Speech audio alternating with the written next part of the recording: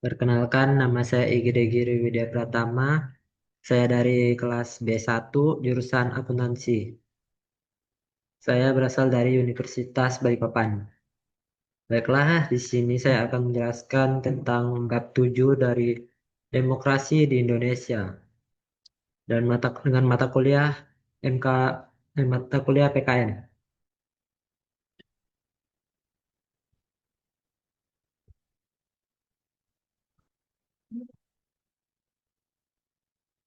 Yang pertama itu pengertian dan hakikat demokrasi. Secara etimologis, demokrasi berasal dari bahasa Yunani, dari demos dan kratos. Demos itu rakyat dan kratos itu kekuasaan atau pemerintahan. Pengertian yang praktis, sistem pemerintahan di mana rakyat memiliki peran sentral dalam menentukan arah dan kebijaksanaan negara, menempatkan rakyat sebagai pemilik kedaulatan tertinggi. Selanjutnya, ciri-ciri pokok demokrasi. Yang pertama itu kedaulatan di tangan rakyat. Kedua, pemilihan umum yang bebas dan adil. Tiga, pengakuan dan perlindungan hak asasi manusia.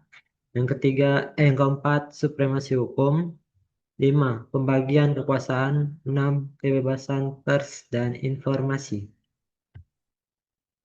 Perkembangan demokrasi di Indonesia tahap yang pertama yaitu masa demokrasi parlementer pada tahun 1945 sampai 1959. Sistemnya kekuasaan eksekutif di bawah kontrol legislatif atau multipartai.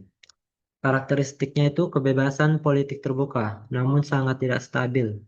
Seringkali ganti kabinet, konflik ideologis. Yang kedua, masa demokrasi terpimpin dari tahun 1959 sampai 1965. Pemicunya Dekret Presiden 5 Juli 1945. Kembali ke Undang-Undang Dasar 1945. Sistemnya kekuasaan terpusat pada Presiden. Karakteristik yaitu kontrol penuh terhadap parlementer dan media. Peran parpol dilemahkan. Sekarang yang kedua itu yang ketiga, masa demokrasi Pancasila di era Orde Baru dari tahun 1966 sampai 1998. Sistemnya mengusung demokrasi Pancasila, yaitu bersifat formal, dengan karakteristik pemilu terkontrol hanya tiga parpol seperti Golkar, PPP, dan PDI. Kebebasan dibatasi, KKN merajalela. Era reformasi dan demokrasi, konstitusi ya. Dari 1998 sekarang. Perubahan amandemen Undang-Undang Dasar 1945, pemilu langsung, yaitu dari presiden dan kepala daerah. Karakteristiknya keterbukaan partisipasi politik yang lebih luas, penguatan institusi demokratis. Selanjutnya ada dari tantangan demokrasi kontemporer. Tantangan seriusnya itu ya bisa kita lihat di sini politik uang dan oligarki partai. Yang kedua lemahnya supremasi hukum, polarisasi sosial, dan korupsi dan rendahnya kepercayaan publik. Dan solusi dari semua itu adalah konsolidasi demokrasi, memerlukan peran aktif masyarakat sipil, pendidikan politik, dan penegakan hukum yang tegas atau adil. Selanjutnya, demokrasi Pancasila. Definisinya, sistem demokrasi yang berlandaskan pada nilai-nilai dasar Pancasila sebagai ideologi negara. Lalu fokus menekankan musyawarah untuk mufakat, keadilan sosial dan keseimbangan antara hak dan kewajiban individu dan kolektif. Beda dari liberal mengedepankan keseimbangan antara kebebasan dan tanggung jawab, moral atau sosial tidak berorientasi individualisme tanpa batas.